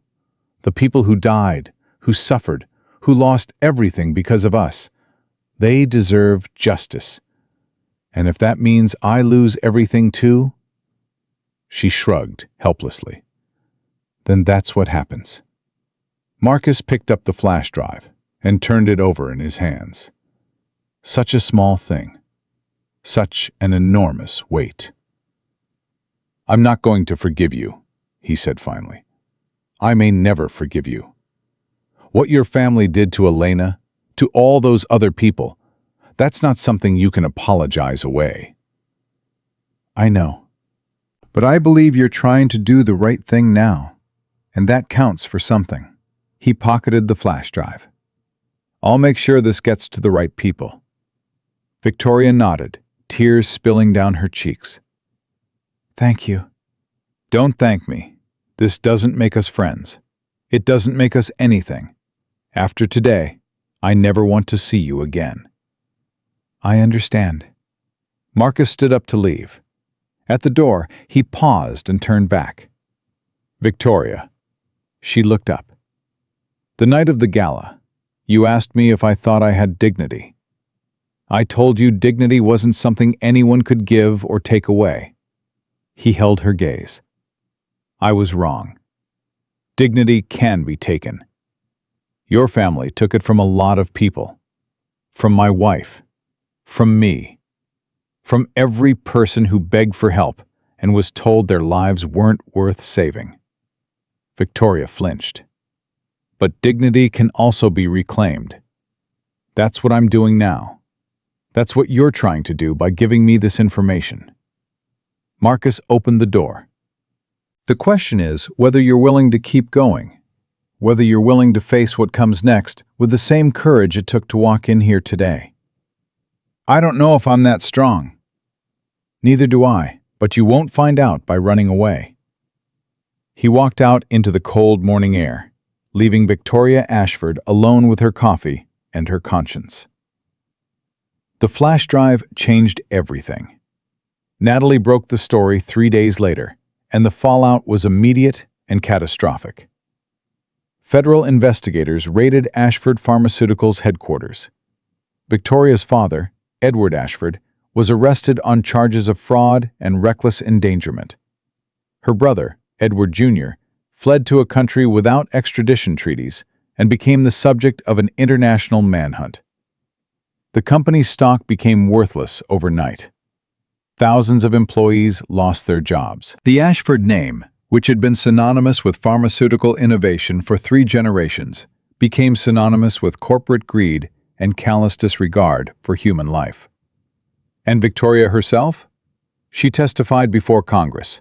She answered every question, admitted every failure, took responsibility for every decision she had been part of. The cameras captured her tears. The headlines called her a traitor, a whistleblower, a villain seeking redemption. Marcus watched her testimony from his apartment, Lily curled up beside him, eating popcorn. Daddy, why is that lady crying? Because she did something bad, and now she's trying to make it right. Is she going to go to jail? Maybe. Probably. Lily considered this. Do you feel sorry for her? Marcus thought about it. Really thought about it. I feel sorry that she didn't figure out how to be a good person until it was too late. I feel sorry that she grew up believing money mattered more than people. He pulled Lily closer. But I also think she's finally doing the right thing. And that's hard. That takes courage. Like you. What do you mean? You did the right thing too. You danced with her even when she was mean. You told your story even when it was scary. Lily looked up at him with Elena's eyes. Mrs. Grace says that's what brave people do. They do the right thing even when it's hard. Marcus felt his throat tighten. Mrs. Grace is a very smart lady. She says I'm brave too, because I'm not scared of my surgery. Marcus looked at his daughter. In 2 weeks, she would go under the knife. Doctors would open her chest and fix the valve that was slowly, steadily failing. It was a routine procedure, they said. High success rate, they said. But nothing felt routine when it was your child on the table. You are the bravest person I know, Lily Chen. Braver than you? Much braver than me. Lily giggled and snuggled closer. On the television, Victoria Ashford was being led out of the hearing room by her lawyers. A new chapter was beginning. For all of them. The weeks that followed were a blur of activity. Marcus began training at Gregory Bishop's studio, rebuilding muscles that had atrophied, relearning movements his body had forgotten. It was brutal, punishing work. There were days when he could barely walk home, days when every joint screamed in protest, days when he wondered if he had made a terrible mistake. But there were other days, too. Days when the music lifted him up and carried him across the floor like he was weightless. Days when Gregory Bishop nodded in approval instead of shouting corrections. Days when Marcus caught a glimpse of himself in the mirror and saw, for the first time in years, a dancer looking back. Elena would have been proud. The GoFundMe that strangers had started after the gala video went viral had raised over $2 million. Marcus used some of it to pay for Lily's surgery. He donated the rest to a foundation that helped families denied coverage by pharmaceutical companies. He didn't keep a single dollar of Victoria's $15,000. The surgery was scheduled for a Tuesday morning. Marcus sat in the waiting room while his daughter was wheeled into the operating theater, his hands clasped so tightly his knuckles turned white. Mrs. Okonkwo sat beside him. So did Tom Patterson, who had driven all the way from Manhattan. So did Natalie Rodriguez, who had become something like a friend in the chaos of the past few weeks. "She's going to be fine," Natalie said. "You don't know that." "No, but I believe it. And right now, belief is all we have." The surgery took 4 hours. 4 hours of pacing, of praying, of staring at the clock and willing the hands to move faster. When the surgeon finally emerged, Marcus leaped to his feet. "Mr. Chen, the procedure was successful. Lily did beautifully." Marcus's legs gave out. He sank into a chair, sobbing with relief while his friends gathered around him, patting his back, murmuring reassurances. "Can I see her? She's in recovery. You can go in when she wakes up." An hour later, Marcus was sitting beside Lily's hospital bed, holding her small hand in his. The machines beeped steadily. The color was already returning to her cheeks. Her eyes fluttered open. "Daddy? I'm here, baby. I'm right here." "Did they fix my heart?" "They fixed your heart." Lily smiled weakly. "Now I can dance too, like you and Mommy." Marcus laughed through his tears. "Yeah, baby. Now you can dance too." He stayed with her through the night, watching her sleep, listening to her breathe, really breathe, without the wheeze, without the struggle. For the first time in 3 years, Marcus Chen allowed himself to believe that everything was going to be okay.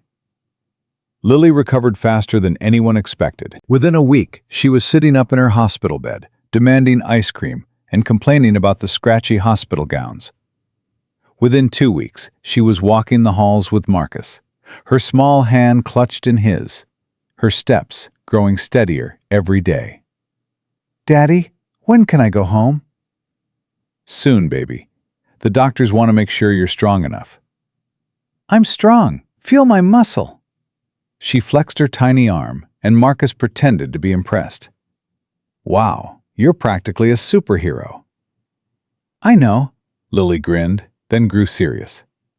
"Daddy, can I ask you something?" "Anything." "When you do your show, can I be there? In the audience? I want to see you dance for real. Not on a phone, for real." Marcus knelt down to her level. "That's the plan, baby. Opening night, front row, the best seat in the house." "Promise?" "I promise." 3 weeks later, Lily came home. Marcus had transformed their small apartment while she was in the hospital. Fresh paint on the walls, new curtains in her room, a banner over her bed that read, "Welcome home, superhero," in glittery letters he had painstakingly cut out himself. Lily walked through the door and stopped, her eyes wide. "Daddy, you did all this?" "Mrs. Grace helped." "I did the glitter," Mrs. Okonkwo said from the kitchen. "Your father has no artistic sense whatsoever." Lily laughed, a real laugh, full and bright and unencumbered by the breathlessness that had plagued her for so long. The sound hit Marcus like a physical force. He had to turn away to hide the tears streaming down his face. "Daddy, are you crying?" "No, I have something in my eye." "Both eyes?" "It's a very dusty apartment." Lily ran to him and wrapped her arms around his waist. "It's okay to cry, Daddy. Mommy said crying is what happens when your heart is too full to hold everything inside." Marcus held his daughter and let the tears come. They stood there for a long time, father and daughter, holding each other in their transformed apartment, the afternoon light streaming through the new curtains. It felt like the beginning of something, because it was. Rehearsals for Echoes intensified as the opening date approached. Marcus threw himself into the work with a ferocity that surprised even Gregory Bishop. He arrived at the studio before dawn and left after midnight. He pushed his body past every limit, rebuilding years of lost muscle memory in a matter of weeks. "You're going to burn out," Bishop warned him one evening. "I can't afford to burn out. I have too much to prove." "To whom?" Marcus paused, sweat dripping down his face. "To myself. To Elena. To everyone who looked at me and saw a waiter instead of a dancer." Bishop studied him for a long moment. "You know what the difference is between a good performer and a great one?" "What?" "A good performer wants to impress the audience. A great performer wants to move them." Bishop handed him a towel. "Stop trying to prove something. Start trying to say something. The technique is there. The fire is there. Now you need to find the truth. The truth about what? About you. About your wife. About why you're really doing this." Bishop turned off the music. "Go home, Marcus. Spend time with your daughter. Remember why you started dancing in the first place. The answers aren't in this studio. They're out there, in the life you're living." Marcus went home. He found Lily at the kitchen table, doing homework with Mrs. Okonkwo's supervision. She looked up when he walked in, her face lighting up. "Daddy, you're home early." "I decided I needed to see my favorite person." "I'm your favorite?" "Don't tell anyone. It'll go to your head." Lily giggled and scooted over to make room for him at the table. "Want to help me with my math?"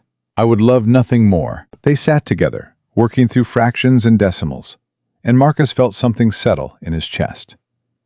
This was why. This was the answer Gregory Bishop had sent him to find. Not the fame, not the applause, not the vindication of proving the world wrong. This. His daughter. Her laugh. The simple miracle of being present for the ordinary moments of her life. That was the truth he needed to tell on stage. The night before opening, Marcus visited Elena's grave. He brought 2 roses this time, one white, one red. He laid them against the headstone and sat in the grass, not caring that it was cold, not caring that he should be resting for tomorrow.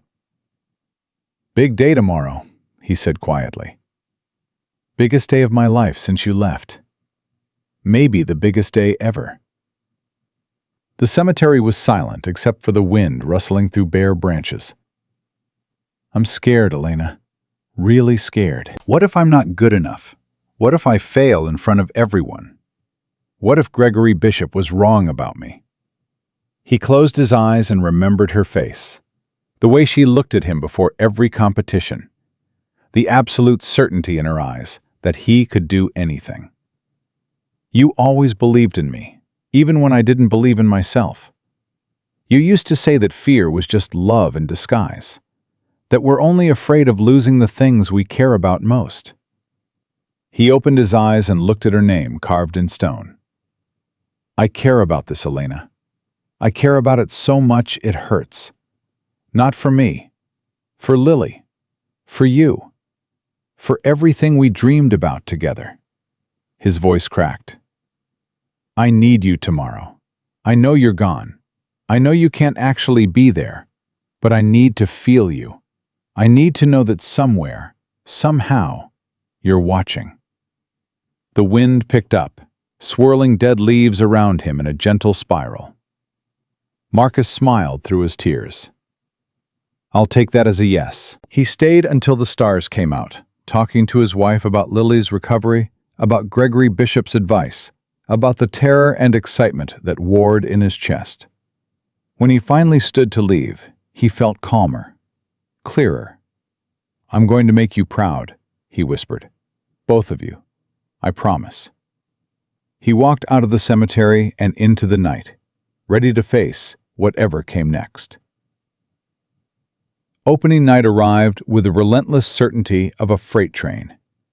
Marcus stood backstage, listening to the murmur of the audience filtering through the heavy curtain. 1,500 people, critics, industry veterans, reporters who had followed his story from viral video to Broadway debut. And in the front row, in the best seat in the house, Lily Chen, wearing a new dress Mrs. Okonkwo had bought her for the occasion. 5 minutes, Mr. Chen, the stage manager's voice barely registered. Marcus was staring at himself in the dressing room mirror, seeing a stranger staring back. Who was this person?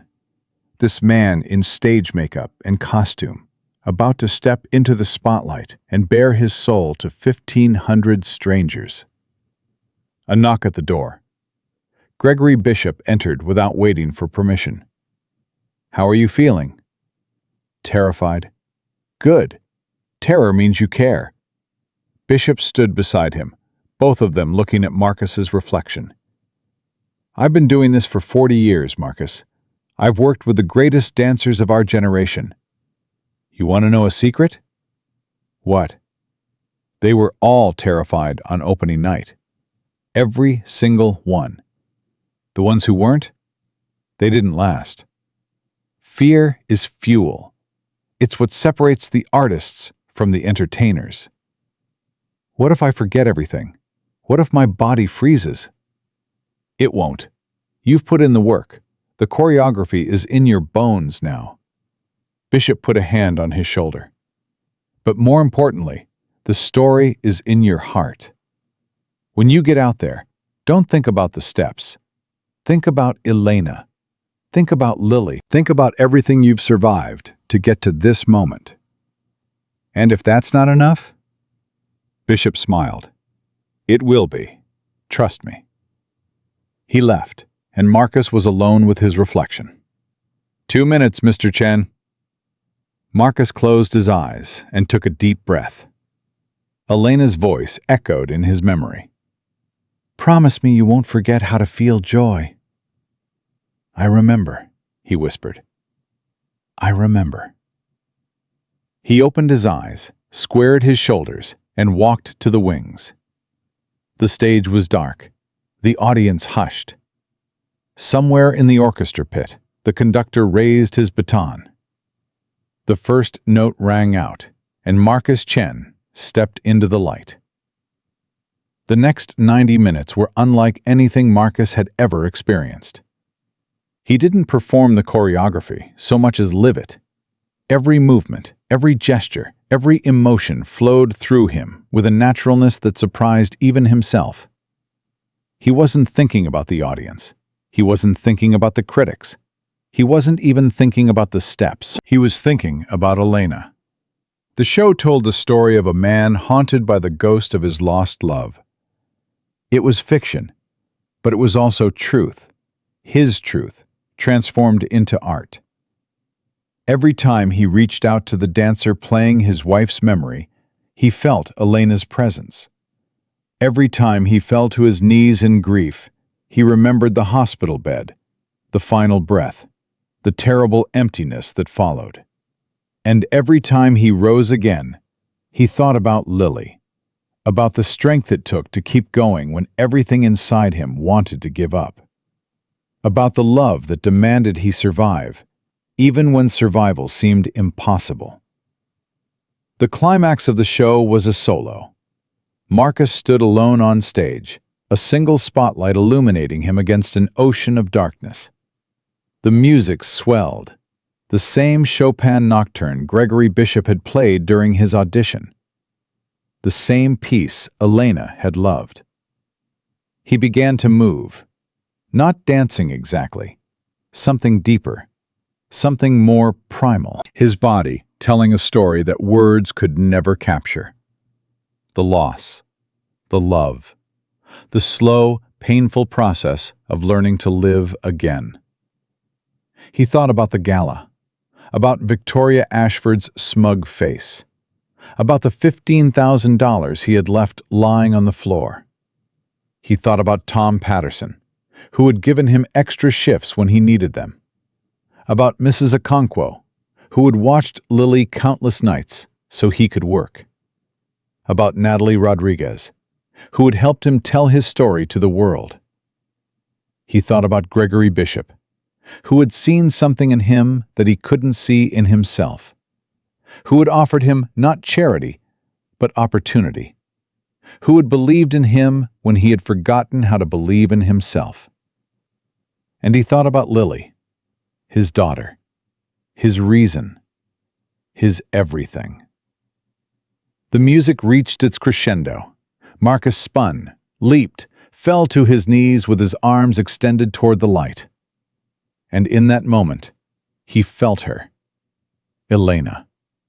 Not as a memory, not as a ghost, as a presence, a warmth, a certainty that she was there with him, watching, proud, at peace. "I love you," he whispered, too quiet for the audience to hear, just for her. The music faded, the lights dimmed, and Marcus Chen, former waiter, current Broadway star, widower, father, survivor, stayed frozen in place, tears streaming down his face. Silence. One heartbeat. 2. 3. Then the audience exploded. The standing ovation lasted 7 minutes. Marcus stood at center stage, the entire cast assembled behind him, as 1,500 people rose to their feet and refused to stop clapping. The sound was deafening, overwhelming, a physical force that threatened to knock him off his feet. He searched the front row until he found her. Lily was standing on her chair, clapping so hard her whole body shook, tears streaming down her face. Mrs. Okonkwo stood beside her, one arm around Lily's waist to keep her from falling, the other hand wiping her own eyes. Marcus blew his daughter a kiss. Lily caught it and pressed it to her heart. The curtain fell, and Marcus was immediately surrounded by the cast and crew, everyone hugging and laughing and crying at once. Gregory Bishop pushed through the crowd and grabbed him by the shoulders. "You did it," the old man said, his eyes bright with tears. "You magnificent bastard, you actually did it." "I couldn't have done it without you." "Nonsense. I just pointed you in the right direction. You did the walking." Bishop pulled him into a fierce hug. "She would be so proud of you, Marcus. So incredibly proud." Marcus hugged him back, unable to speak. The backstage door burst open, and Lily came running through, Mrs. Okonkwo close behind. "Daddy! Daddy!" Marcus caught her as she launched herself into his arms. He lifted her up and spun her around, both of them laughing, both of them crying. "You were amazing," Lily said. "You were the most amazing dancer in the whole world." "You think so?" "I know so. Mommy thought so too." Marcus pulled back and looked at his daughter's face. "What do you mean?" "I felt her, Daddy. During your dance at the end, I felt Mommy. She was right there with you. I could almost see her." Lily's eyes were shining. She was smiling. Marcus held his daughter close and let the tears come. "I felt her too, baby. I felt her too." The reviews came out the next morning. Marcus Chen delivers a performance for the ages, raw, honest, and utterly devastating. The New York Times. A star is born. Chen's Broadway debut is nothing short of miraculous. Variety. Forget the viral video. This is the real Marcus Chen, and he is extraordinary. The Hollywood Reporter. The show sold out its entire run within 48 hours of opening night. Scalpers were charging thousands of dollars for tickets. Talk shows were clamoring for interviews. Movie studios were calling about film adaptations. Marcus sat in his tiny Queens apartment, reading the reviews on his phone while Lily ate breakfast. "Daddy, what does transcendent mean?" "It means really, really good." "Is that what they're saying about you?" "Apparently." Lily nodded seriously. "That makes sense. You are really, really good." "Thank you, baby." Also, your eggs are burning." Marcus jumped up and rescued the smoking pan from the stove. Some things, apparently, never changed. Later that day, a package arrived at their apartment. There was no return address, just Marcus's name written in elegant handwriting. Inside was a single sheet of expensive stationery and a small velvet box. The letter read, "Mr. Chen, I watched the video of your opening night performance online last night. I watched it 5 times. Each time, I cried. I know I have no right to contact you. I know you never want to see me again. But I needed you to know that what I saw on that stage changed something in me. The way you moved, the way you told your story, it was the most beautiful thing I have ever witnessed. My father's trial begins next month. I will testify against him. I will tell the truth about everything. It won't bring back your wife or the others we failed. Nothing can do that. But maybe, in some small way, it will prevent other families from suffering the way yours did." The enclosed belonged to my grandmother. She was the only person in my family who ever truly loved me. She died when I was 12, and this was her most treasured possession. I want you to have it, not as an apology.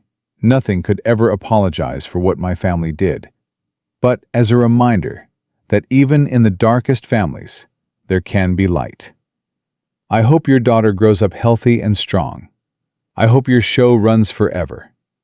I hope you find the happiness you deserve. I will carry the weight of what I've done for the rest of my life. But watching you dance, I understood something I never understood before. It's possible to transform pain into beauty. It's possible to survive the worst things and still create something meaningful. Thank you for teaching me that. Victoria Ashford. Marcus opened the velvet box. Inside was a simple gold locket. He opened it and found a tiny photograph of a young girl, no older than Lily, with sad eyes and a tentative smile. He looked at the photograph for a long time. Then he closed the locket, put it back in the box, and set it on his bookshelf. He didn't forgive Victoria Ashford. He wasn't sure he ever would. But he understood something he hadn't understood before. She was also a victim. Not of circumstance, but of the poison that runs through families, generation after generation, until someone has the courage to break the chain. Maybe she was breaking it now. Maybe it was too late. Maybe it didn't matter. What mattered was that Marcus Chen was standing in his tiny apartment on a Tuesday morning, his daughter healthy and laughing in the next room, his name in headlines around the world, his dreams no longer dreams, but realities he could touch and taste and live. What mattered was that he had survived. 1 year later, Marcus stood on the stage of the Tony Awards, holding the golden medallion that had just been placed in his hands. Best Leading Actor in a Musical, Marcus Chen. Echoes. The applause was thunderous, but Marcus barely heard it.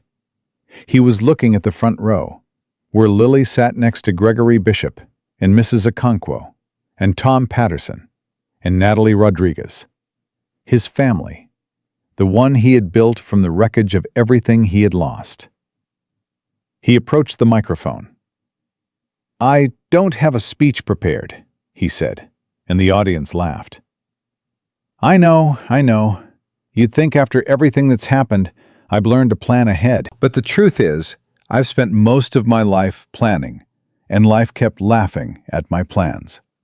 He looked at the Tony in his hands. 5 years ago, I was a dancer with a dream and a wife I loved more than anything in the world. Then I lost her. And I thought I lost myself, too. I thought the dream was over. I thought the best parts of my life were behind me. He found Lily's eyes in the crowd. But I had a daughter who needed me. So I got up every morning. I went to work. I served champagne to people who would never know my name, and I tried to survive. His voice cracked, but he pushed through.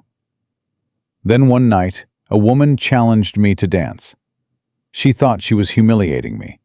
She thought she was putting me in my place. Instead, she gave me something I didn't know I needed: permission to remember who I was. He looked directly into the camera, knowing millions of people were watching. This award isn't for me. It's for Elena Chen, my wife, who taught me that love doesn't end when someone dies. It's for Lily Chen, my daughter, who taught me that bravery isn't about not being afraid. It's about being afraid and showing up anyway. It's for Gregory Bishop, who saw something in me that I couldn't see in myself. It's for every person who has ever been told they're not good enough, not important enough, not worthy enough to dream. He raised the Tony. You are enough. You always were. Don't let anyone tell you different. The audience rose to their feet. The applause swelled. And Marcus Chen walked off the stage, the golden medallion clutched in his hand, heading straight for his daughter. He swept Lily up in his arms. "You did it, Daddy!" "We did it, baby. All of us. Together." Lily hugged him tight. "Mommy's watching, isn't she?" Marcus looked up at the lights, so bright they seemed like stars. "Yeah, baby. Mommy's watching." They walked out of the theater and into the New York night. Father and daughter, the city gleaming around them, the future stretching out ahead like an empty stage waiting to be filled. Behind them, the marquee blazed. Echoes, Tony Award winner for Best Musical. Ahead of them, everything. Marcus took Lily's hand, and together they walked into tomorrow, carrying their ghosts with them, but no longer haunted. They were finally, fully, beautifully alive. And that was the greatest victory of all. Because in the end, this story was never about revenge or viral fame or even Broadway glory.